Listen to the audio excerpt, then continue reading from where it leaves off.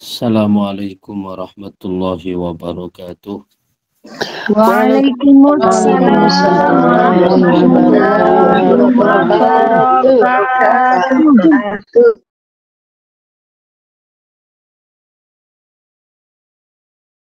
Bismillahirrahmanirrahim. Wa sallallahu wasallam wa baraka ala sayyidina Muhammadin al-qaidil hurril muhajjalin wa ala alihi wa ashabihi wa man tabi'a hudahu ila yaumiddin. Subhanaka la ilma lana illa ma 'allamtana innaka antal alimul hakim. Subhanaka la fahma lana illa ma fahamtana innaka antal jawadul karim. Rabbana iftah bainana wa baina qaumina bil haqqi wa anta khairul fatih.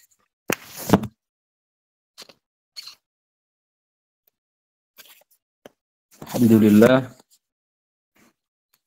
kita bersyukur pada Allah Subhanahu wa ta'ala yang senantiasa memberikan rahmatnya kepada kita, sehingga pada pagi hari ini kita masih tetap bisa mengikuti kajian mingguan dari kitab Al-Hikam oleh Al-Imam Ahmad Ibn Athaillah Sakandari radhiyallahu anhu wa ardhah wa afada alaina min barakatihi wa anwarihi wa asrarihi fid daraini amin ya rabbal alamin.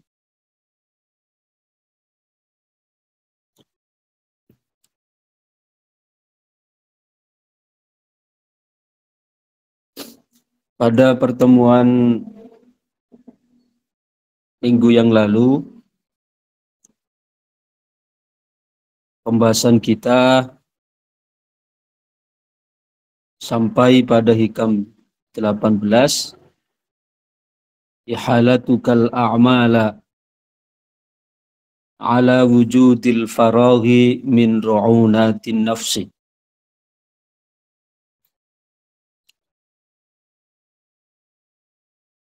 Menangguh, menunda, melakukan suatu amal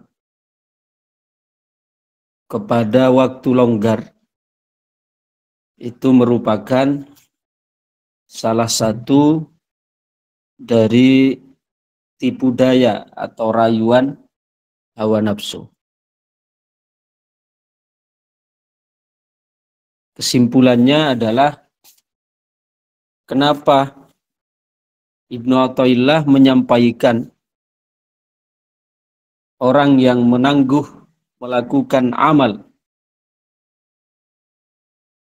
menunggu hingga waktu lowong, itu dikatakan sebagai perangkap bisikan lembut dari hawa nafsu,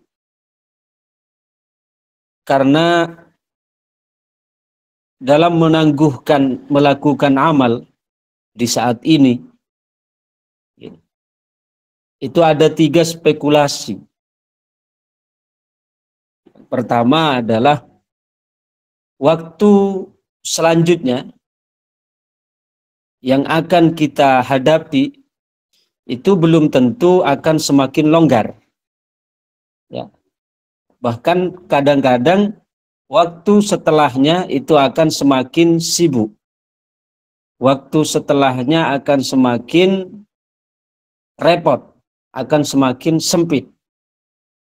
Sehingga kalau kita berpikir menunggu nanti aja, melakukan amal ketika saya ada waktu longgar, maka iya kalau waktunya akan semakin longgar. Kalau ternyata waktunya justru semakin sempit, maka juga beramalnya tidak akan terlaksana. Itu spekulasi yang pertama. Kemudian spekulasi yang kedua, kenapa dikatakan orang yang menangguh melakukan amal sampai punya waktu lowong dikatakan dia sedang berada dalam perangkap hawa nafsu? Karena spekulasi yang kedua adalah bisa jadi memang spekulasi yang kedua, kita oleh Allah Subhanahu wa ta'ala diberikan kelonggaran memang. Oleh Allah memang diberikan waktu longgar setelah itu. Ya. Akan tetapi niatan kita, semangat kita yang tidak ada. Ya. Artinya kita menangguh. Saya lakukan nanti aja deh ini melakukan ibadah ketika waktunya longgar. Sekarang masih sempit. Oke, yang kedua memang oleh Allah diberikan betul waktunya longgar. Tapi kemauannya yang tidak ada. Kemauan untuk melakukan amal setelah waktu longgar. Akhirnya juga amal itu tidak akan terlaksana. Berarti melakukan amal di waktu longgar, ya, ketika oleh Allah Subhanahu wa Ta'ala ternyata betul-betul diberi kelonggaran waktu, namun niatnya yang tidak ada untuk melakukan kebaikan, berarti sama juga amal itu tidak akan terlaksana. Gagal lagi akhirnya. Kemudian spekulasi yang ketiga. Spekulasi yang ketiga, kenapa orang yang menangguh melakukan amal sampai punya waktu longgar itu dianggap ya sebagai bagian dari tipu daya hawa nafsu? Karena yang ketiga spekulasinya adalah bisa jadi keinginannya ada. Ya, keinginannya ada. Setelah itu keinginannya ada. Tapi waktunya yang sudah tidak ada. Artinya sudah duluan diambil oleh Allah Subhanahu wa Ta'ala. Sehingga ketiga-tiganya bayangan dia yang akan melakukan amal di masa depan akhirnya juga tidak akan terlaksana semua. Jadi inti dari hikam yang ke-18 ini adalah kita jangan pernah menangguh-nangguh untuk melakukan ibadah ketika tiba waktunya. Karena bayangan nanti kalau sudah waktu longgar itu hanya ilusi yang disampaikan atau yang dibisikkan oleh hawa nafsu supaya kita ya dengan mudahnya menangguhkan atau menunda-nunda sampai waktu yang akan datang. Sekarang kita lanjutkan hikam yang ke-19. Bismillahirrahmanirrahim. Qala radhiyallahu anhu wa nafa'na bihi wa bi'ulumihi wa bi anwarihi fid dharaini amin ya rabbal alamin. Qal la tatlub minhu ayyukhrijaka min halatin liyasta'malaka fi ma siwaha falau aradaka lasta'malaka min ghairi ikhraj. La tatlub, janganlah kamu meminta. La tatlub, ojo nyuprih sopo siro. Minhu saking Allah. Ayyukhrijaka ing yento ngetokake sopo Allah ing siro. Min halatin saking suwici kondisi atau keadaan. Liyasta'milaka supaya nggunakake sapa Allah ing sira fima ing dalem perkara siwaha kang liyane halah. Janganlah atau jangan pernah kamu meminta kepada Allah untuk memindahkanmu dari suatu keadaan supaya engkau dipekerjakan dalam keadaan yang lain. Nanti akan dibahas di syarahnya. Falau aradaka lan lamun ngersakake sapa Allah ing sira. Lasta'malaka mungko mesti gunakake sapa Allah ing sira min ghairi ikhrajin kelawan tanpa susah. Min ghairi ikhrajin kelawan tanpa susah. Ulangi gitu. La tatlub minhu ayyukhrijaka min halatin liyasta'milaka fima siwaha. Falau aradaka lasta'malaka min ghairi ikhrajin. Jangan pernah kamu meminta pada Allah untuk memindahkanmu dari satu keadaan supaya Allah memperkerjakanmu pada keadaan yang lain.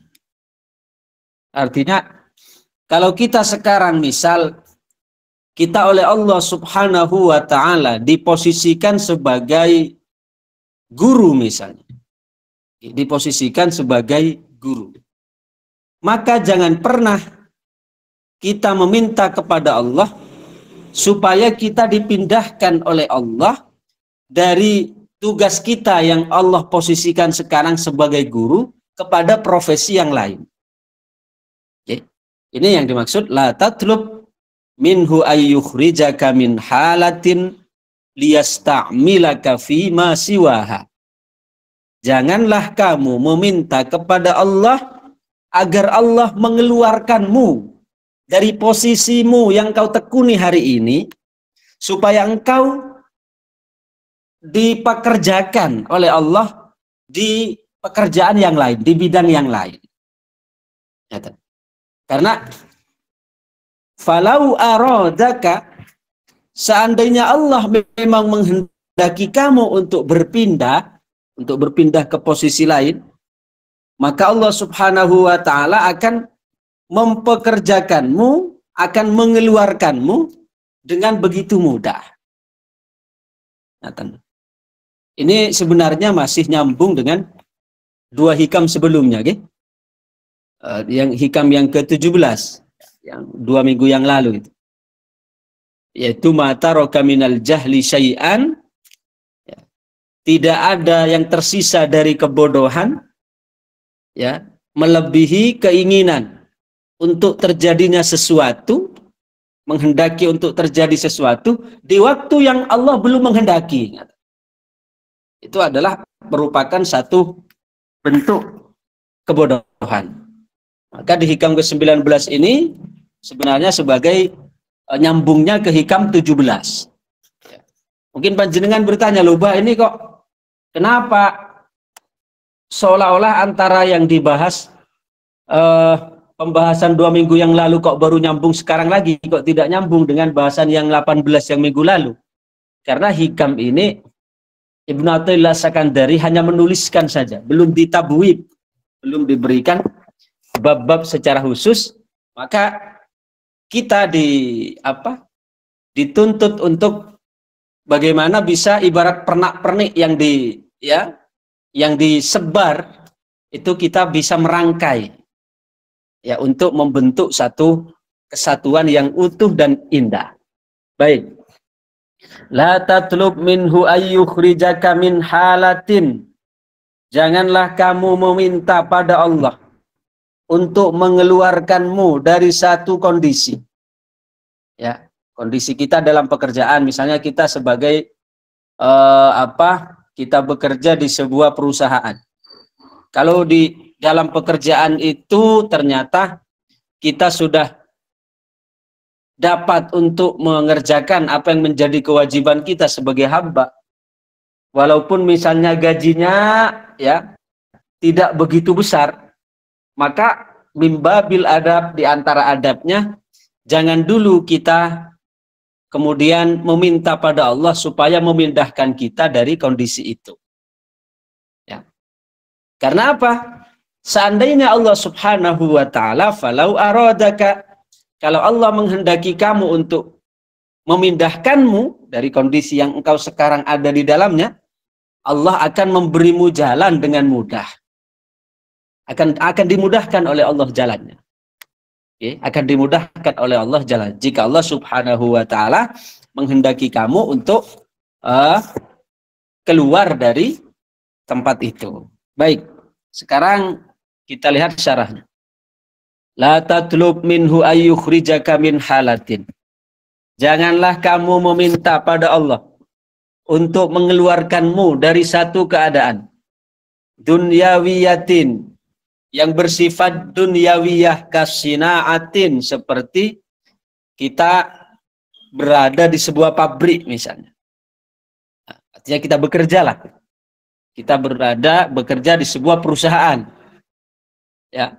Audiniyatin, atau juga yang berbangsa agama. Kalau pekerjaan itu berbangsa dunia, kemudian mencari ilmu itu yang sebangsa agama. Artinya jangan kamu minta dikeluarkan oleh Allah dari kondisi di mana kamu hari ini berada di situ. Ya, kalau kita adanya di pabrik, di dalam pekerjaan A misalnya, ya kita tekuni pekerjaan itu dengan maksimal. Jangan kita kemudian berharap minta dikeluarkan dari keadaan itu.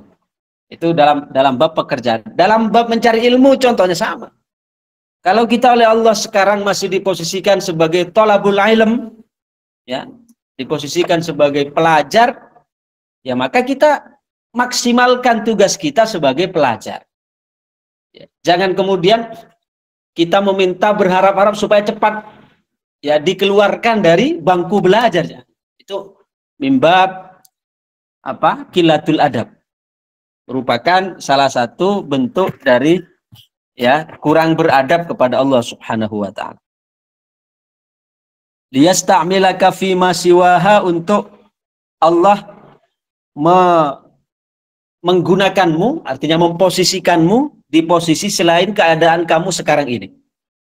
Litawahumika, karena engkau menyangka annama anta fihi aikun annuhudika lihadrati. Karena engkau menganggap bahwasanya posisi yang engkau hadapi saat ini itu engkau anggap itu sebagai penghalang untuk engkau bangkit menghadap kepada Allah Subhanahu wa taala. Jadi kita menganggap keadaan kondisi yang kita berada saat ini sebagai penghambat. Okay. Falau aradaka, karena seandainya Allah menghendakimu, ai ahabbaka wa kunta min ahlil iradah, jika memang Allah menghendakimu atau menghendaki engkau seperti itu, lasta'malaka, maka Allah akan menggunakan kamu, artinya akan dengan memudahkan engkau untuk Allah jadikan ya bi ayyuwaffiqaka lil af'alis sholihah wa yashghala qalbaka bi. Maka Allah akan mudahkan ya untuk melakukan kebaikan dan mempersibuk diri dengan Allah Subhanahu wa taala min ghairi ikhrajin, dengan tanpa susah. Salah satu contoh misalnya ada anak oleh orang tuanya dimasukkan pondok. Okay. Oleh orang tuanya dimasukkan ke pondok. Kemudian selama berada di pondok, taruhlah sekarang anak itu dipondokkan sama orang tuanya 12 tahun misalnya. Okay. Maka dalam kondisi dia berada di pondok kan mengalami hal-hal yang tidak, ya banyak hal-hal yang tidak dia inginkan. Artinya makannya di pondok tentu tidak sama dengan makan ada di rumah. Kemudian tempat tidurnya di pondok ya tentu tidak seenak di rumah. Kemudian pelayanan yang ada di pondok, ya fasilitas yang ada di pondok tentu tidak sebebas di rumah, selalu dibatasi. Ya. Maka dalam keadaan seperti ini, seorang anak tersebut jangan kemudian berpikir ingin segera keluar dari pondok. Karena dia menganggap dia ada di pondok itu adalah merupakan suatu tekanan, suatu siksaan, suatu intimidasi yang selalu diawasi. Bahkan kadang dia akan menganggap orang tuanya membuangnya, orang tuanya tidak sayang, orang tuanya mengasingkannya, ya.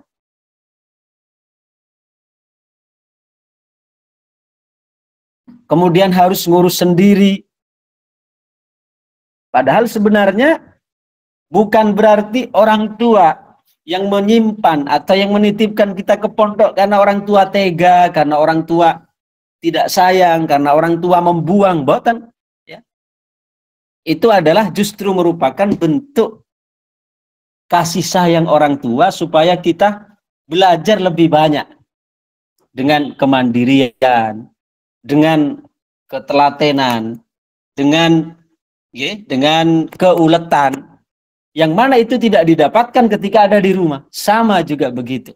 Ya, kita sebagai hamba ketika berada dalam suatu posisi, maka jangan kemudian kita berpikir ya bahwa posisi yang Allah tentukan kita saat ini adalah posisi yang tidak baik. Kecuali memang di dalamnya ada praktik-praktik yang memang dilarang oleh Allah secara jelas dalam agama. Tapi kalau selama itu ya tidak ada larangan, maka jangan kemudian kita berpikir untuk berpindah ke posisi yang lain, ya, karena mengikuti bisikan untuk berpindah kepada posisi yang lain itu hanya merupakan apa? Merupakan bisikan dari nafsu, yaitu kita secara tidak langsung menentang apa yang Allah Subhanahu wa taala sebenarnya tentukan kita di situ. Paham gitu? Fa idza kana al-muridu ala halatin la tuwafiqu gharadah. Maka jika seorang murid misalnya dia berada dalam kondisi yang tidak sesuai dengan apa yang dia harapkan, wa kanat mubahatan fi syar'i, tapi masih dalam batasan yang diperbolehkan dalam agama, la yambaghi lahu ayyarumal khuruj min habi nafsih, maka tidak patut, tidak selayaknya kemudian dia memilih untuk keluar dengan dirinya. Dengan dirinya, artinya kalau hanya dengan dirinya, artinya kepentingannya, misalnya oh di sana lebih nyaman, di sana lebih ya lebih tinggi gajinya, padahal di sisi lain ya hal-hal yang dilarang di tempat yang baru itu lebih banyak. Nah, ini kalau kita keluar dari asal yang kita berada di situ, itu justru akan membinasakan masa depan kita. Ya. Wa yu'aridu hukmal wakti, dan sekaligus itu justru menentang atau bertentangan dengan hukum waktu. Apa hukum waktu? Ya, apa yang Allah tentukan untuk kita saat ini, kewajiban kita adalah menerima dengan ridho.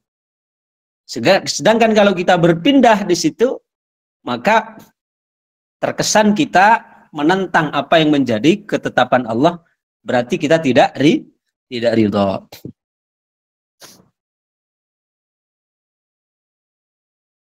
Kama marra fi qaulih, seperti mana yang disebutkan pada hikam yang ke-17, yakni mata roka minal jahliyah, telah kita bahas. Wa kadza la yambagi, demikian juga tidak pantas untuk menentang apa yang menjadi hukum waktu. Hukum waktu artinya kalau Allah menghendaki kita saat ini berada di perusahaan tertentu, Allah menghendaki kita berada di situ, ya, dengan gaji misalnya 1 juta umpamanya. Di situ kita sholat bisa, gitu. Kemudian kita menunaikan kewajiban-kewajiban sudah leluasa. Kemudian kita melihat, ya, ada perusahaan lain yang menawarkan gaji 3 juta misalnya. Lalu seketika kita, wah saya mau keluar dari tempat kerja ini gajinya lebih besar. Padahal kita belum tahu betul, belum meneliti betul seperti apa di dalamnya. Mungkin kita di tempat kerja yang baru itu sholat justru dibatasi, ya, bahkan dilarang dan seterusnya. Maka berarti keinginan kita untuk keluar dari tempat kerja yang pertama itu kepada tempat yang kedua hanya karena melihat nominal gaji, berarti itu kan kita ingin keluar dengan diri kita, bukan dengan Allah. Ya, berarti artinya kita tengah menentang apa yang menjadi ketetapan Allah saat ini, yaitu harusnya kita ridho pada posisi yang Allah posisikan sekarang, walaupun gajinya hanya 1 juta, ya, tidak kemudian memaksakan diri hanya untuk mengejar yang gaji 3 juta, ya, lalu kita memutuskan untuk keluar. Paham gih? Ini maksudnya. Li'anna hadza minat takhir 'ala Allah wala khirata lahu fi dzalik. Karena yang demikian itu adalah merupakan bentuk kita memiliki pilihan di hadapan pilihan Allah. Sedangkan wala khirata lahu fi dzalik. Padahal seharusnya bagi seorang hamba tidak memiliki pilihan di hadapan Allah Subhanahu wa taala. Terus yang benar bagaimana? Bal yambagi ayat luba husnal adab. Tapi sepatutnya adalah hendaknya dia memiliki adab yang baik. Wa ithara muradihi ala ikhtiyarihi. Dan dia mengedepankan apa yang menjadi kehendak Allah. Allah kehendaki kita masih berada di perusahaan yang pertama. Ya sudah, kita nikmati aja dulu di situ. Ala ikhtiyarihi, ketimbang kehendak dia. Kehendak dia, kita maksudnya, yang ingin pindah ke perusahaan yang kedua yang gajinya lebih besar. Nah, faidha alima minhu maulah, karena seandainya Allah menghendaki kita memang harus pindah ke perusahaan yang kedua yang gajinya lebih besar, ista'malahu isti'malan mahbuban indah, maka akan Allah mudahkan, akan Allah giring kita ke sana. Kalau memang di sana ketentuan kita oleh Allah akan dimudahkan jalannya. Ya. Ma'abaqaihi ala ma huwa alaih, dengan kita tetap dapat menjaga apa yang menjadi kewajiban-kewajiban kita. Artinya Allah yang mengatur, yang menggiring, yang perlahan-lahan melepaskan itu Allah, bukan dengan kita. Jadi intinya hikam ini loh, kita dalam setiap bertindak, berbuat, mengambil keputusan itu jangan dengan nafsu, tapi dengan Allah. Karena kalau kita mengambil keputusannya dengan nafsu, itu akan bahaya, itu akan binasa kita. Walaupun dari segi finansial semakin kaya, ya, dari segi ekonomi semakin berkembang, semakin maju. Ini lubah, saya dari dulu mengambil keputusan dalam pekerjaan, bahkan saya keluar masuk perusahaan dengan keinginan saya semakin kaya loh. Kita ini ngaji loh, artinya bukan hanya tingkat kemajuan. Ya, seseorang tidak hanya dilihat dari perkembangan ekonomi. Apa artinya sekarang dari segi ekonomi semakin maju, tapi dalam segi ibadah semakin merosot? Ini di sisi Allah bukan orang sukses, tapi orang yang bangkrut justru. Tapi sebaliknya ada orang yang, ya, dia dari segi finansial atau dari segi zahir nampaknya dia semakin mundur, dalam arti yang semula dia kaya, sekarang kok malah menjadi hidupnya lebih bersahaja. Namun dia lebih menemukan ketenangan, dalam arti ibadahnya lebih tertata, lebih teratur. Maka ini lebih sukses di sisi Allah Subhanahu wa ta'ala. Okay. Fayakunu idzaka bimuradillah la bimuradi nafsih. Nah, sehingga dengan begitu dia menjadi orang yang semua keputusannya mengikuti kehendak Allah, bukan kehendak dirinya. Ya, kalau memang Allah menghendaki kita pindah dari satu pekerjaan ke pekerjaan yang lain, kita akan dimudahkan oleh Allah. Akan dimudahkan oleh Allah dengan caranya dia. Ya. Tapi kalau belum dimudahkan oleh Allah, jangan memaksakan diri, lebih baik kita menetap di pekerjaan yang pertama selagi di situ tidak ada praktik haram. Amin. Wa huwa khairul lahu mimma akhtarahu. Sedangkan pilihan Allah itu tentu pasti lebih baik. Nah, lebih baiknya itu tidak harus nampak dalam wujud finansial. Mungkin dari segi finansial pilihan Allah itu kita semakin merosot, gajinya misalnya semakin turun. Tapi ada sisi lain yang semakin meningkat. Oleh Allah Subhanahu wa ta'ala kita dijadikan lebih sadar, lebih banyak merenung, lebih banyak muhasabah, lebih banyak lah. Ini justru sukses sebenarnya. Walau qala amalau kana ala halatin la tuwafiqu syara', adapun jika keadaan yang tidak dibenarkan di dalam agama, fayajibu alaihi al-musara'ah ilal intiqal, maka wajib hukumnya untuk pindah. Nah, jadi yang kita bahas tadi itu contoh-contohnya adalah jika selama, ya, dua opsi yang kita hadapi saat ini dengan opsi yang kita inginkan untuk kita berkecimpung di dalamnya, itu jika sama-sama masih dalam batas yang diperbolehkan dalam syariat. Tapi jika ternyata yang keadaan kita hari ini adalah hal yang dilarang dalam syariat, maka wajib hukumnya kita untuk mengambil keputusan tergesa-gesa untuk pindah kepada hal yang diridhai oleh Allah Subhanahu wa ta'ala. Salah satu contoh misalnya, sekarang kita bekerja di pabrik khamr, ya, di pabrik minuman keras. Okay. Maka jangan kita terapkan yang tadi. Yang keterangan apa? Oh, berarti katanya ngaji hikam tadi kan, kalau seandainya Allah menghendaki saya untuk pindah ke profesi yang lain akan dimudahkan. Wong nyatanya sekarang saya dimudahkannya di sini kok. Berarti saya sambil nunggu punya gaji yang lebih besar perusahaan lain, ya, karena ini sudah lebih besar gajinya di pabrik Homer. Enggak, kalau hal yang dilarang seperti ini, wajib bahkan kita untuk bersegera pindah ke profesi lain. Paham gitu? Jadi yang dimaksud tadi, kita jangan tergesa-gesa untuk pindah ke satu profesi ke profesi lain, ya, itu dalam batas jika pekerjaan yang kita tekuni itu, kondisi yang kita alami saat ini adalah dalam posisi yang mubah. Bekerja di perusahaan, misalnya minyak wangi, bekerja di perusahaan air mineral umpamanya, yang mubah di situ. Kemudian di keberadaan kita di pabrik atau di perusahaan minyak wangi atau di perusahaan air mineral, itu gajinya kita 3 juta umpama. Oke. Bekerja di dalamnya sudah mubah, ya, tidak ada praktik haram. Lalu kemudian kita melihat ada pabrik Homer yang menawarkan gaji 5 juta. Oke. Maka jangan sampai kemudian kita melihat, oh ini ada gaji yang lebih besar, ini 5 juta.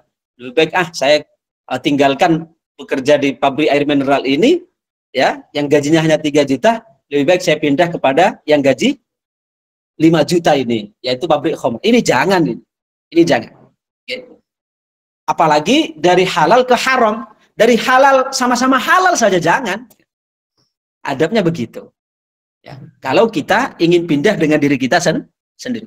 Tapi kalau yang kita tekuni sekarang haram, misal kita sekarang berada di pabrik pengemasan sabu-sabu misalnya. Gajinya itu, ya, gajinya 5 juta.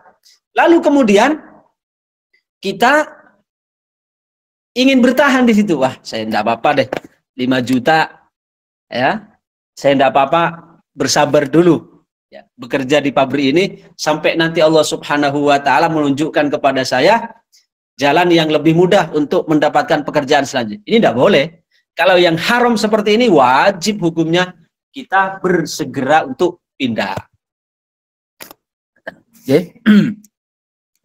Amalau kana ala halatin la tuwafiqu syar'a, adapun kalau kondisi yang di situ dilarang oleh syariat, ya, dilarang oleh syariat, fayajibu alaihi al-musara'ah ilal intiqal, maka harus wajib hukumnya untuk segera pindah. Wa talab min maulahu, dan terus berdoa pada Allah ayyungkilahu ila ma yurdi, untuk dipindahkan kepada pekerjaan yang Allah ridhoi. Oke. Jadi sekali lagi kesimpulan besar dari hikam yang ke-19 ini adalah bahwa hendaknya kita dalam mengambil satu keputusan, jangan mengambil keputusan hanya dengan kepentingan diri kita, hanya mengikuti bisikan nafsu kita. Oke. Tapi ikutilah apa yang menjadi keputusan Allah. Karena dengan mengikuti keputusan Allah, kita akan lebih selamat, kita akan lebih tenang, kita akan lebih tentram. Tapi sebaliknya, kalau mengikuti keputusan nafsu, itu akan menjadikan penderitaan yang berkepanjangan. Walaupun mungkin dari segi finansial dia sukses, dia, ya, hebat, dia kaya raya, tapi akan ada yang tidak ditemukan, akan ada yang hilang di situ jika kita mengikuti kehendak diri, yaitu apa? Mungkin dari segi finansial banyak gajinya, tapi kemudian ada ketenangan yang hilang di situ. Karena tidak ada waktu untuk sekedar baca Quran, tidak ada waktu untuk sekedar sholat, tidak ada waktu untuk sekedar zikir, maka akan ada pasti ketenangan yang hilang di dalamnya. Maka kita perlu untuk pas dalam setiap mengambil langkah dan keputusan itu jangan hanya sekedar mengikuti apa yang menjadi kehendak nafsu, tapi hendaknya ditimbang apakah keputusan saya ini sesuai dengan kehendak Allah yang Allah posisikan saya saat ini, ataukah sekedar hanya mengikuti bisikan dari hawa nafsu. Karena apa? Karena orang yang ikut keputusan Allah akan Allah bimbing, ya, akan Allah bimbing. Tapi jika kita ikut keputusan diri kita, maka akan Allah biarkan kita. Ya. Bukan kakak Nabi juga pernah mengajarkan satu doa kepada Sayyidah Fatimah? Ya Hayyu ya Qayyum bi rahmatika astaghits. Wahai ya Allah yang maha hidup, yang maha berdiri sendiri. Bi rahmatika astaghits, dengan rahmatmu aku mohon pertolongan. Jadi kita mohon pertolongan kepada Allah. Wa min adzabika astajir, dan dari siksamu kami mohon perlindungan. Okay? Kami mohon perlindungan. Aslih li sya'ni kullah. Perbaikilah urusan kami semuanya. Jadi mohon pertolongan kepada Allah untuk membimbing kita, untuk mengarahkan kita, untuk mengatur urusan kita. Ya. Aslih li sya'ni kullah. Wala takilni ila nafsi, dan jangan engkau serahkan, ya. Dan jangan engkau serahkan kepada diriku tarfata ainin, walaupun hanya sekejap mata. Jadi kalau kita diserahkan oleh Allah kepada kita urusan kita, maka kita tidak akan mampu untuk menanggungnya. Tapi kalau kita serahkan pada Allah, maka Allah yang akan mengarahkan, Allah yang akan membimbing, Allah yang akan memudahkan dengan caranya Allah Subhanahu wa taala. Mudah-mudahan kajian demi kajian semakin menambah wawasan kita dalam mengambil sikap yang lebih bijak dalam kehidupan ini, sehingga kita menjadi orang yang selamat, yang bahagia fid dini wad dunya wal akhirah. Amin amin ya rabbal alamin. Al-Fatihah. A'udzubillahi minasyaitonir rajim. Bismillahirrahmanirrahim. Alhamdulillahi rabbil alamin. Ar-Rahmanir-Rahim, Maliki yaumiddin. Iyyaka na'budu wa iyyaka nasta'in. Ihdinas siratal mustaqim. Siratal ladzina an'amta 'alaihim ghairil maghdubi 'alaihim waladdallin. Ihdinas siratal mustaqim. Siratal ladzina an'amta 'alaihim ghairil maghdubi 'alaihim. Allahumma shalli wa sallim wa barik ala sayyidina Muhammadin wa ala alihi wa sahbihi ajmain. Alhamdulillahi rabbil alamin. Hamdan yuwafi ni'amah wa yukafi'u mazidah. Ya Rabbana lakal hamdu kama yanbaghi li jalali wajhik wa 'azimi sultanik. Rabbana atina fid dunya hasanah fil akhirati hasanah wa qina adzabannar. Allahumma inna nas'aluka minan ni'mati tamamaha wa minal ismati dawamaha wa minar rahmati shumulaha minal afiyati sulaha. Ya Allah, ya Aziz, ya Ghaffar, ya Karim, ya Sattar, ya Halim, ya Jabbar, ya innaka ala kulli syai'in qadir. Rabbana atina fid dunya hasanah fil akhirati hasanah wa qina adzabannar. Sallallahu alaihi wasallam Muhammad wa ala alihi wasallam. Subhana rabbika rabbil izzati amma yasifun. Salamun alal mursalin. Alhamdulillahi rabbil alamin. Al-Fatihah. أعوذ بالله من الشيطان الرجيم. بسم الله الرحمن الرحيم. الحمد لله رب العالمين الرحمن الرحيم مالك يوم الدين إياك نعبد وإياك نستعين اهدنا الصراط المستقيم صراط الذين أنعمت عليهم غير المغضوب عليهم ولا الضالين.